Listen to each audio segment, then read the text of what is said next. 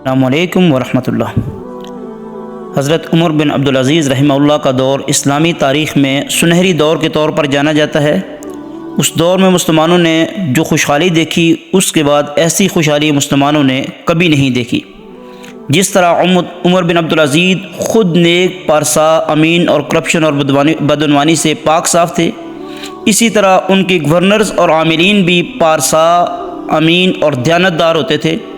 ان کے گورنر میں سے ایک نام محمد بن عروہ رحمہ اللہ کا ہے، جو انتہائی متقی، پاک باز اور امین انسان تھے۔ ان کا واقعہ دل دہلا دینے والا اور آج کے حکمرانوں کے لیے بہت بڑا سبق آموز واقعہ ہے۔ عمر بن عبدالعزیز نے جب انہیں یمن کا گورنر بنایا تو محمد بن عروہ یمن کا گورنر بن کر شہر کے اندر داخل ہوئے۔ لوگوں کی بہت بڑی تعداد استقبال کے لیے امڑ آئی، لوگوں کا جم غفیر جمع ہو گیا۔ لوگوں کا خیال تھا کہ نیا گورنر لمبی چوڑی تقریر کرے گا۔ محمد بن عروہ نے صرف ایک جملہ کہا اور اپنی تقریر تمام کر دی۔ وہ جملہ یہ تھا: لوگوں، یہ میری سواری ہے، یہ میری ملکیت ہے، اس سے زیادہ اگر میں واپس لے کر پلٹا تو پھر مجھے چور سمجھا جائے۔ یہ عمر بن عبدالعزیز کا سنہری دور تھا۔ محمد بن عروہ نے یمن کو خوشحالی کا مرکز بنا دیا۔ امیر، غریب، چھوٹے بڑے، مرد، عورتیں سب ان سے بہت خوشحال تھے اور انہوں نے بہترین اور شاندار طریقے سے حکمرانی کی۔ ہر انسان ان سے خوش تھا۔ جس دن وہ اپنی گورنری کے ماہ و سال پورے کر کے واپس پلٹ رہے تھے تو لوگ ان کی جدائی اور ان کے فراق میں رو رہے تھے۔